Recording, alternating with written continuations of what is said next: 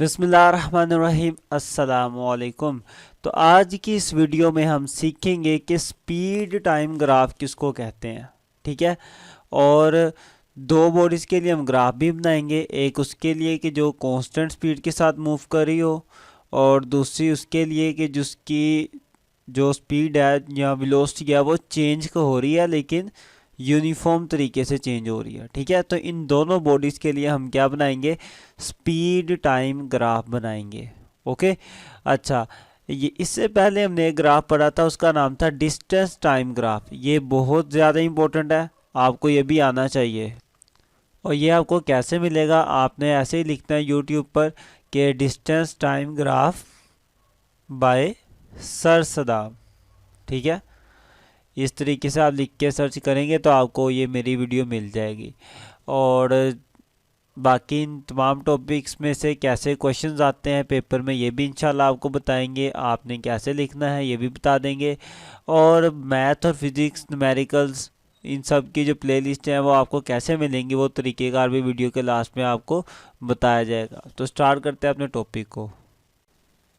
तो टॉपिक है हमारे पास स्पीड टाइम ग्राफ। इसके नीचे मैंने लिखा हुआ है वेलोसिटी टाइम ग्राफ। देखिए, हम ये जो ग्राफ बनाने लगे हैं ना, हम ये ग्राफ ऐसी बॉडी के लिए बनाने लगे हैं जो कि क्या कर रही है, स्ट्रेट लाइन में मूव कर रही है, सीधा सीधा सीधी लाइन में हरकत कर रही है। तो जब कोई बॉडी सीधी लाइन में हरकत करती है ना, उस वक्त उसकी स्पीड को आप वेलोसिटी कह सकते हो और वेलोसिटी को आप स्पीड कह सकते हो। इसी तरह ही उसके आप डिस्टेंस को डिस्प्लेसमेंट भी कह सकते हो। ठीक है, जब वो स्ट्रेट लाइन में मूव कर रही हो।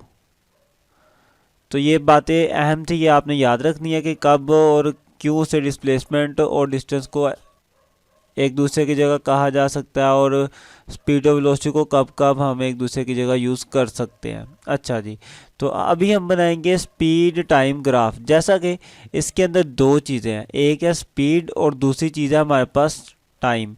तो ग्राफ के अंदर भी ये दोनों चीज़ें इस्तेमाल होंगी, एक इस्तेमाल हो जाएगी स्पीड और दूसरी इस्तेमाल हो जाएगी टाइम। तो ये मेरे पास ग्राफ है, नीचे मैंने अपना लिया हुआ है टाइम। ये जो ग्रीन कलर की रीडिंग है ये किसकी रीडिंग है, ये टाइम की रीडिंग है। ठीक है। और टाइम मेरा सेकंड्स के अंदर है, ये आगे टाइम की रीडिंग।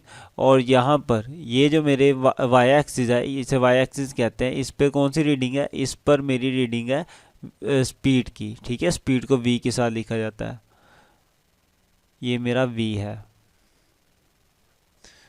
और उसका यूनिट होता है मीटर पर सेकंड। वेलोसिटी का ऊपर की तरफ क्या मेरी वेलोसिटी है। ठीक है। तो ये मेरा ग्राफ है, मैंने इस पे रीडिंग्स लिख ली। ओके, ये रीडिंग तो आप अपनी मर्ज़ी से भी कुछ भी लिख सकते हो, लेकिन एक बात का ख्याल रखना कि तरतीब से लिखना है। जैसे मैंने देखो 5, 10, 15, 20 ये तरतीब से लिखा, फिर 2, 4, 6, 8, मतलब कि आपस में इनके दरमियान में जो गैप है ना वो इक्वल होना चाहिए। उस तरीके से आपने रीडिंग लिखनी है, बाकी आप लिख अपनी मर्ज़ी से सकते हो। अच्छा जी, तो ये हो गया मेरा, देखिए स्पीड टाइम ग्राफ। ये एक एक क्या यूज़ की मैंने, एक स्पीड यूज़ की और दूसरा टाइम, तो क्या बन गया मेरा स्पीड टाइम ग्राफ।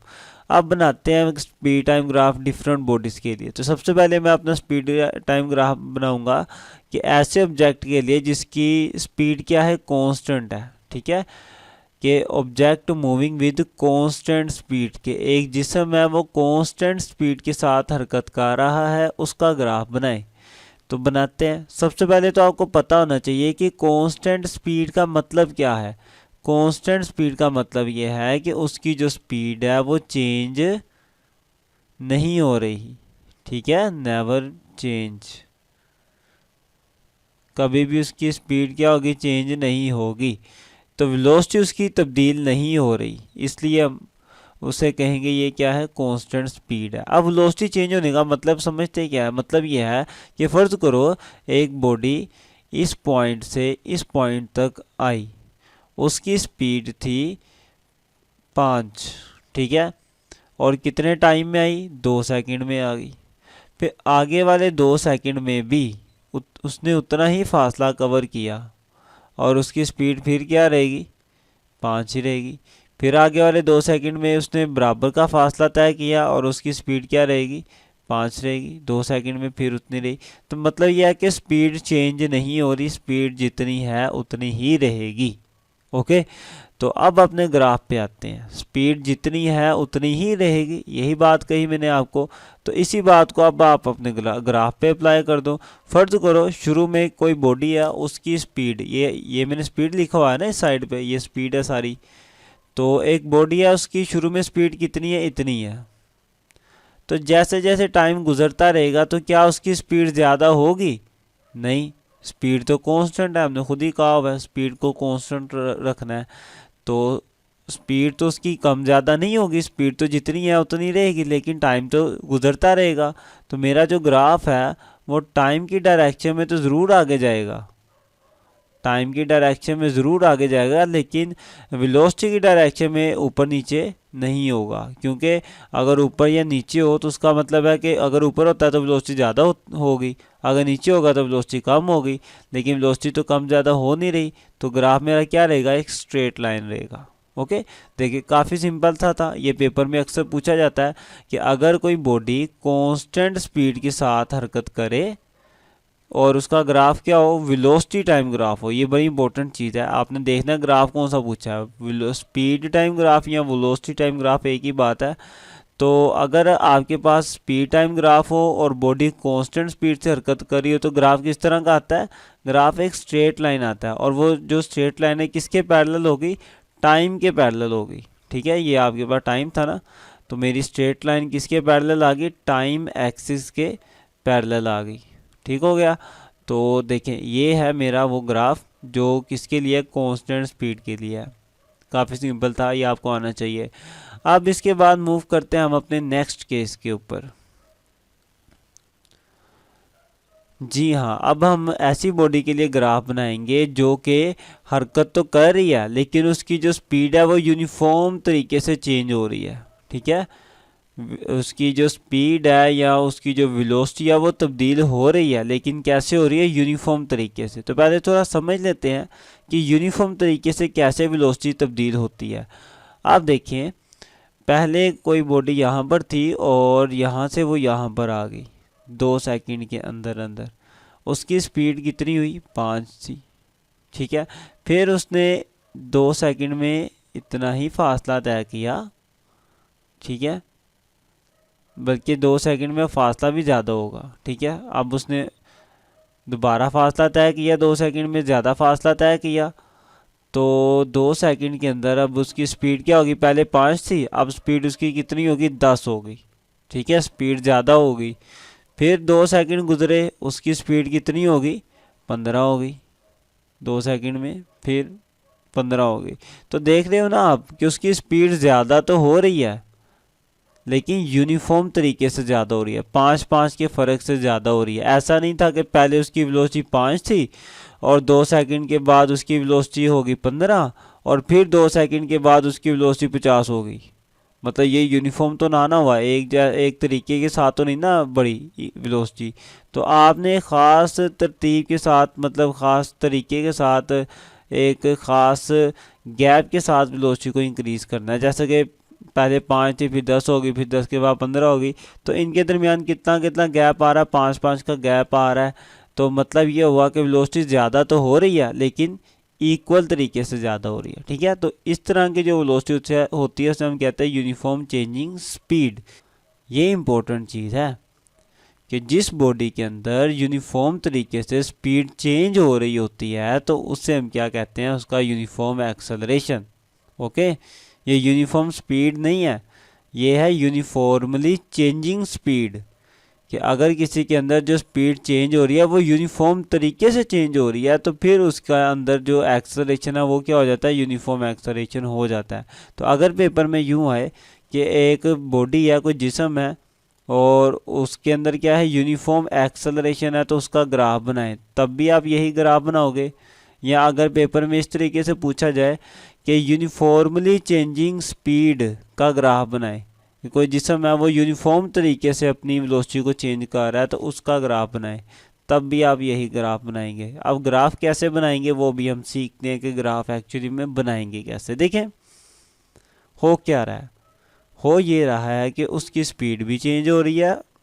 ठीक है, और टाइम भी गुजरी जा रहा है। ये मेरे पास क्या थी, ये मेरी थी स्पीड। ग्राफ थोड़ा नीचे कर लेते हैं।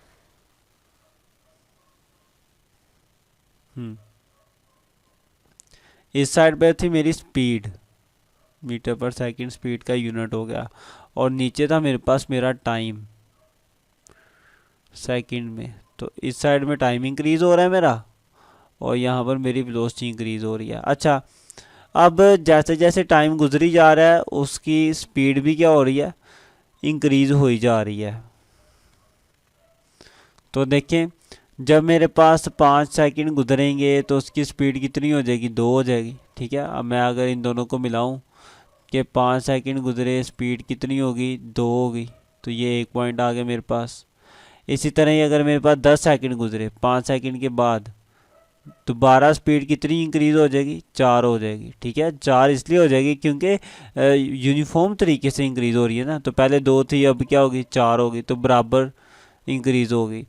तो एक मेरे पास ये पॉइंट आ गया। फिर मैंने मज़ीद 5 सेकंड गुजारे तो कितने हो गए, टोटल 15 सेकंड हो गए।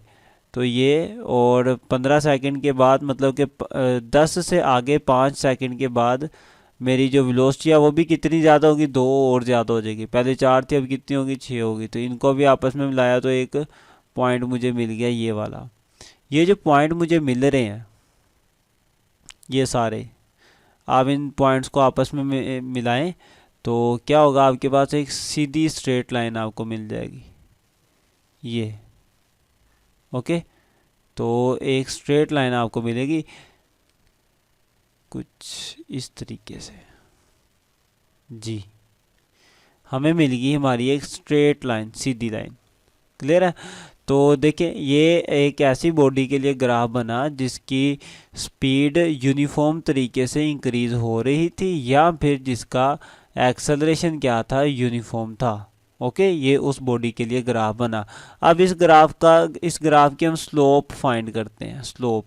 स्लोप आपको मैंने अपने डिस्टेंस टाइम ग्राफ वाले टॉपिक में भी बताया था कि स्लोप किसे कहते हैं।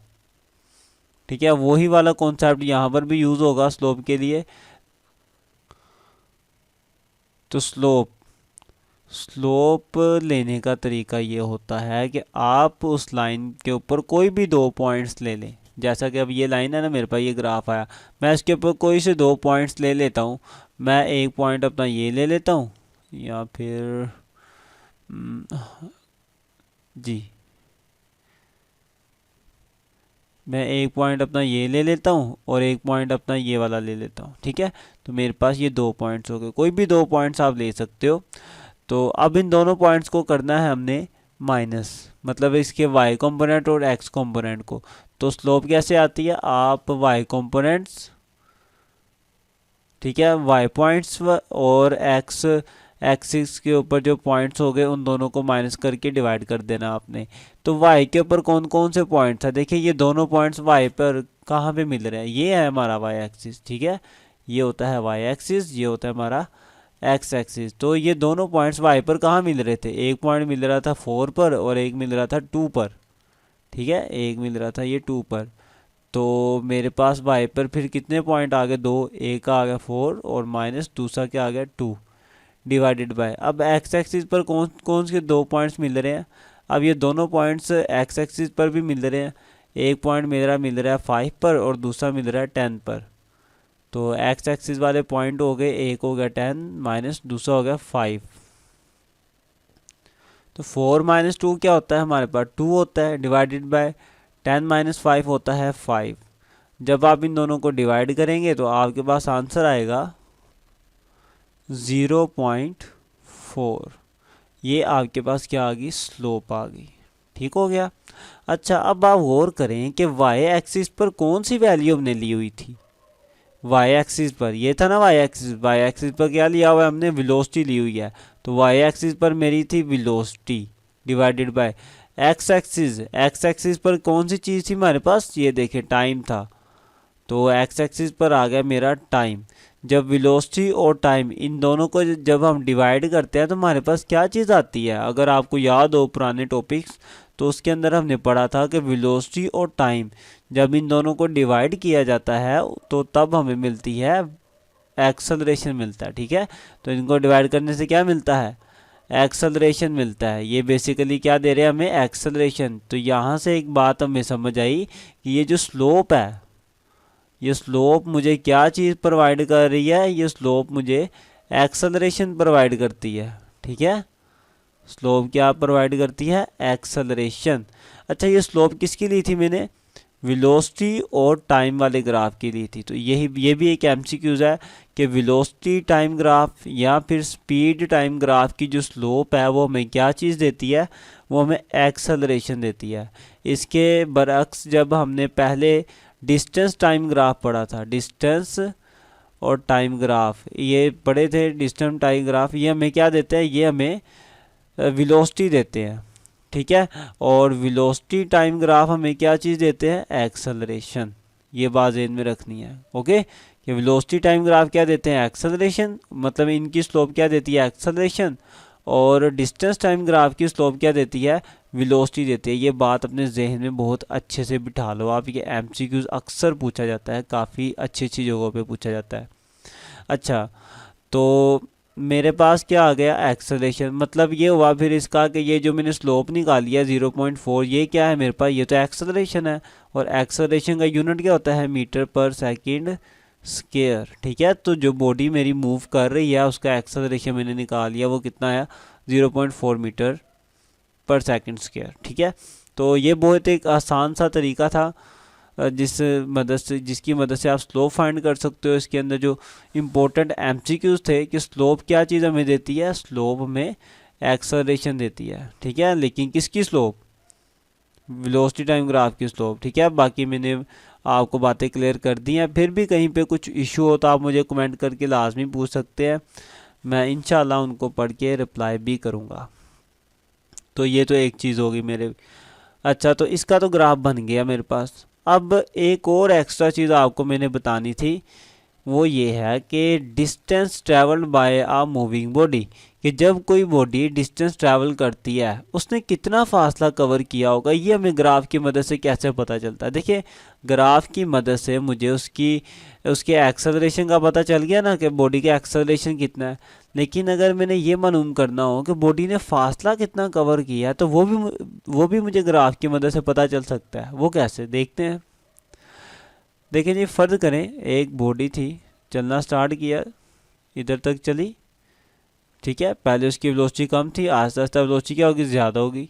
फिर उसकी वेलोसिटी इतनी ही रही काफ़ी देर तक, फिर उसने क्या किया, ब्रेकें लगा लिया, उसकी वेलोसिटी आहिस्ता आहिस्ता क्या होगी, कम होना शुरू हो गई। तो उसकी वेलोसिटी आहिस्ता तक कम हो गई और वो फाइनली रुक गई। अब बॉडी ने यहाँ से लेकर इस पॉइंट तक आते आते फासला तो कवर किया ना, अब वो फासला कितना किया हमें कैसे पता चलेगा। जो बॉडी फासला कवर करती है वो निकालने का तरीका ये होता है कि आप उसके ग्राफ के नीचे वाला एरिया मालूम कर लो। तो ग्राफ के नीचे जितना भी एरिया होगा, एरिया ऑफ ग्राफ, वो हमें क्या देता है, डिस्टेंस,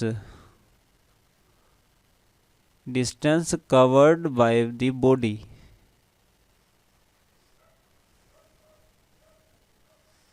ये भी बहुत इंपॉर्टेंट एक एमसीक्यूज है कि जो ग्राफ के नीचे वाला एरिया होता है वो एरिया में क्या बताता है कि बॉडी ने कितना फासला कवर किया हुआ है, कितना उसने डिस्टेंस कवर किया है।